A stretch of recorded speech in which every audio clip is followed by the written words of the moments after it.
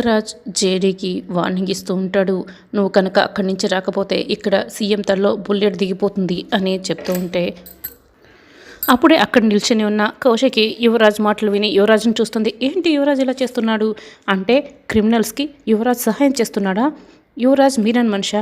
ఇప్పుడు కనుక ఈ నేరంలో యువరాజ్ కానీ ఇరుక్కుంటే జీవితంలో బయటికి రాలేడు. ఎలాగైనా యువరాజ్ని కాపాడుకోవాలి అని కౌశిక అక్కడ పక్కన వెతికి ఒక రాయిని తీసి గన్నకు దగ్గర విసిరి కొడుతుంది. యువరాజ్కి కనబడకుండా బస్ పక్కన దాక్కుంటుంది. ఇక యువరాజ్ అయితే గన్ను పక్కకు పోవడంతో ఏమైంది, ఎవరు నన్ను పసిగట్టారు, ఎవరు నన్ను కొట్టారు అని చెప్పి చుట్టూ చూస్తూ ఉంటారు. ఏమైంది అని యువరాజుని మేనన్ కూడా అడుగుతూ ఉంటాడు. ఎవరు నా పైన అటాక్ చేస్తున్నారు బాయ్, అది ఎవరైనా తెలియటం లేదు, చూస్తున్నాను అని యువరాజ్ ఇక బస్సు దిగి చుట్టూ వెతుకుతూ ఉంటాడు. అయితే కౌశికి అయితే యువరాజ్ ఎందుకు ఇలా చేస్తున్నాడో తెలుసుకోవాలి అని అనుకుంటుంది. ఇక కౌశికి యువరాజ్ కంటపడకుండా అక్కడి నుంచి వెళ్ళిపోతుంది. రమ్య, సీఎం గారిని అక్కడి నుంచి క్షేమంగా తీసుకువెళ్ళిపో, కూతుర్ని కాపాడి మేము తీసుకొస్తున్నాం అని జేడీ అంటుంది. ఏంటి జేడీ, ఎక్కడి నుంచి వచ్చింది నీకు కాన్ఫిడెన్స్? రే కానివ్వండిరా అని మీనానైతే కుర్చీలో కాలుపైన కాలు వేసుకుని కూర్చొని ఇక జేడీని చూస్తూ ఉంటే కేడీ కూడా అందరు రౌడీలని బాగా కొడుతూ ఉంటారు. మిగతా రౌడీలందరినీ కూడా బాగా కొట్టిన తర్వాత మీనన్ అంటూ మీనన్ వైపు చూడగానే అక్కడ మీనన్ అయితే ఉండడు. మీనన్ అయితే ఎప్పుడో పారిపోయి ఉంటాడు. మళ్ళీ తప్పించుకున్నాడు అని ఇక జేడీ బాధపడుతూ ఉంటుంది. జేడీ థ్యాంక్ యూ జేడీ అని ప్రియా జేడీని హక్ చేసుకుంటుంది. ఇక బాధపడుతూ ఉంటుంది. ప్రియా రా వెళ్దాం అని ప్రియాని తీసుకుని కేడీ ఇద్దరు కూడా బయలుదేరి వెళ్తారు. కేడీ అక్కడి నుంచి వెళ్ళిన తర్వాత మీనన్ అయితే అక్కడ ఒక మూలన పడుకొని ఉంటాడు. జేడీ, నేను చూస్తుంటే చాలా ముచ్చటేస్తుంది. నువ్వు నన్ను పట్టుకోవటానికి నేనేమైనా హోమ్ మినిస్టర్ కమిషనర్ అనుకున్నావా? ఇక్కడున్నది మీనన్. నన్ను అంత తేలిగ్గా పట్టుకోలేవు చెడి. వస్తాను, ఈ నైట్కి నువ్వు హాయిగా నిద్రపో. గుడ్ నైట్ చెడి, మళ్ళీ వస్తాను. ఎందుకంటే నిన్ను ముప్పతిప్పలు పెడుతూ ఉండాలి కదా. 25 ఏళ్ల తర్వాత నన్ను ఎందుకు పట్టుకోవడానికి ఇంతలా ఎగబడుతున్నావు అన్నదాన్ని గురించి తెలుసుకోవటానికైనా నేను మళ్ళీ వస్తాను చెడి, వస్తాను అని మీనన్ అనుకుంటాడు. ఇంకా కేడీ ఇద్దరు కూడా ప్రియని తీసుకొస్తారు. అదేంటి కేడీ వచ్చాడేంటి అని మేఘన్ అయితే షాక్ అవుతుంది. షాక్ అయ్యి చూస్తూ ఉంటుంది. డాడ్ అంటూ ప్రియ అయితే సీఎంని పట్టుకొని ఇక బాధపడుతూ ఏడుస్తూ ఉంటుంది. నీ ప్రాణాలకు తెగించి మా కూతుర్ని కాపాడారు. Thank you so much. మీతో ఇంకా మాట్లాడాలని ఉంది, కానీ నేను అర్జెంటుగా హైదరాబాద్కి వెళ్ళాలి. మీరు హైదరాబాద్ వచ్చిన తర్వాత నా ఆఫీస్కి వచ్చి ఒకసారి నన్ను కలవండి. సరే, మేము బయలుదేరి వెళ్తున్నాం అని సీఎం కూతురు అక్కడి నుంచి బయలుదేరి వెళ్ళిపోతారు. ఎస్ అంటూ కేడీ ఇద్దరు కూడా హైఫై ఇచ్చుకుంటూ సంతోషంగా ఉంటారు. మీ ఇద్దరు ఏంటి ఇలా మాట్లాడుకుంటున్నారు? మీ ఇద్దరు విడిపోయారు కదా అని మేఘన అడుగుతూ ఉంటుంది. ఏంటి మేఘన, ఇలా చూసిన తర్వాత కూడా నువ్వు ఇలా అడుగుతున్నావు ఎందుకు? నీకు ఇంకా అర్థం కావటం లేదా? కేడీలు విడిపోవటానికి వాళ్ళేమైనా ఇద్దరా? వాళ్ళిద్దరూ ఒక్కరే అని వాళ్ళు డ్రామా ఆడారు అని రమ్య అంటుంది. అవును, నీకు కూడా చెప్దామని అనుకున్నాము, కానీ నీకు కాస్త స్క్రూ లూజ్ కదా, అందుకే చెప్పలేదు అని జేడీ అంటుంది. మేఘన అయితే ఇక ఒక్కసారిగా షాక్ అయ్యి కుప్పకూలిపోతుంటుంది. అవును మేఘన, అందుకే నీకు చెప్పలేదు.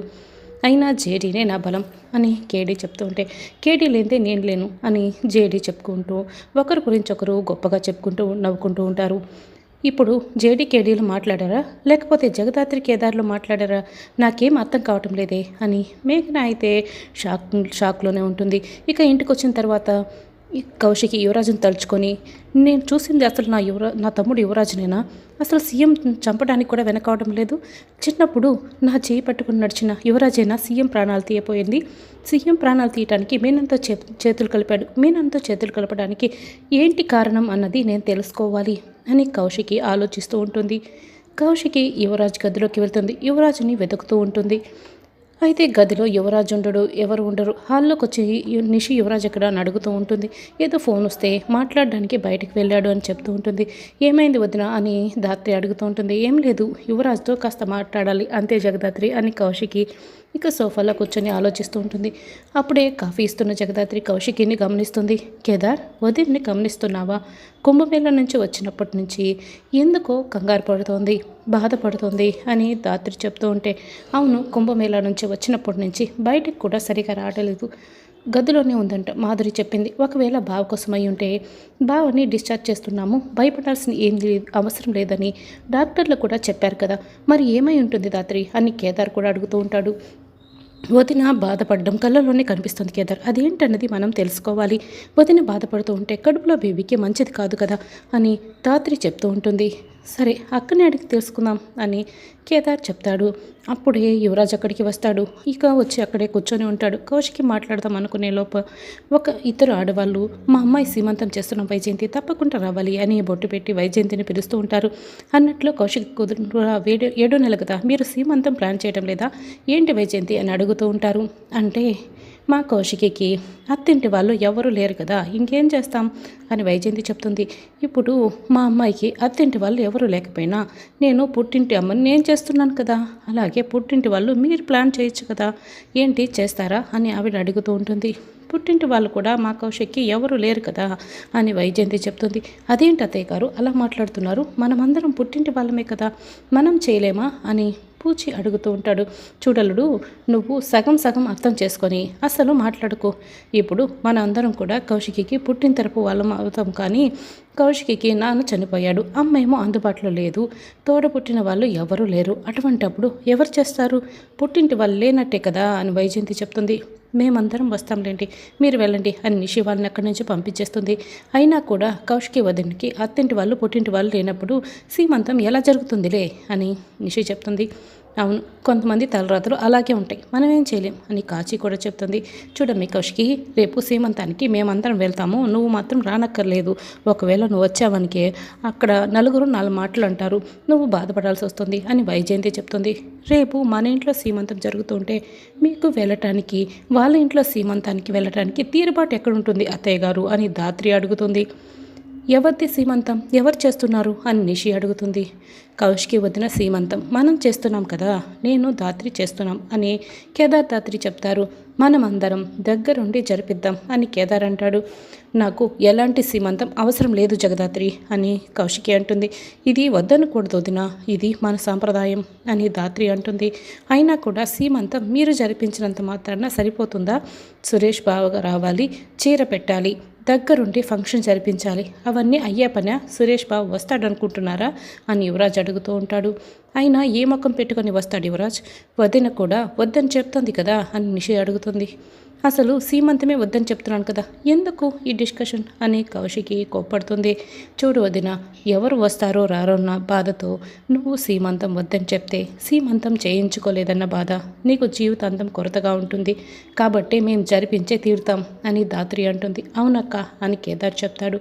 అయినా మీరు జరిపించినంత మాత్రాన ఆగిపోతుందా, అక్క వద్దని చెప్తోంది కదా అని యువరాజ్ కోప్పడతాడు. లేదు, మేము జరిపించే తీరుతాం అని ధాత్రి అంటుంది. అసలు వద్దంటానికి మీరంతా ఎవరు అని సుధాకర్ అక్కడికి వస్తాడు. ఏంటబ్బా ఏం మాట్లాడుతున్నావు అని వైజయంతి అడుగుతూ ఉంటుంది. అసలు మీకు కౌశికి ఎలాంటి సంబంధం లేదని చెప్పినప్పుడు చేసుకోకూడదని చెప్పే హక్కు కూడా మీకు లేదు, కాబట్టి ఈ సీమంతం జరిగే తీరుతుంది అని సుధాకర్ అంటాడు.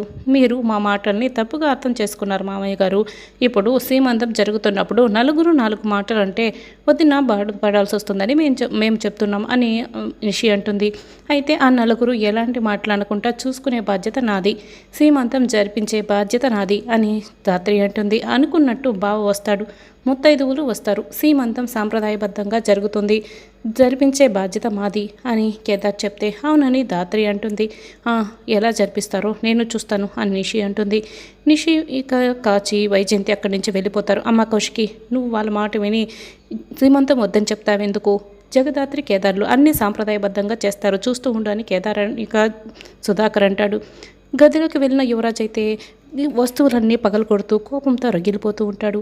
వైజయంతి అది చూసి ఏందిరా అబ్బుడా, వాళ్ళ మీద కోపాన్ని వస్తువుల మీద చూపిస్తే ఏం లాభం అని వైజయంతి అడుగుతూ ఉంటే, అసలు ఈ ఇంట్లో మనకి విలువే లేకుండా అయిపోయింది, పితృకర్మ జరిపించి ఆ కేదార్ గాడు అక్క దృష్టిలో ఒక మెట్టు పైరిగిపోయాడు, ఇప్పుడు సీమంతం కూడా జరిపిస్తున్నాడు అని యువరాజ్ అయితే కోపడుతూ ఉంటాడు. అవునరా అబ్బుడా, మీ నాన్నొచ్చి మధ్యలో మొత్తం చెడగొట్టేశాడు, లేకపోయింటే ఆ అమ్మి కౌశిక్ కూడా ఇక సీమంతం వద్దనే అంది అని చెప్తూ ఉంటే, అసలు ఆ జగదాత్రి కేదార్ని ఇంట్లో నుంచి పంపించేస్తే కానీ మనకి విలువ పెరిగేలా లేదత్తయ్య అని నిషి చెప్తుంది.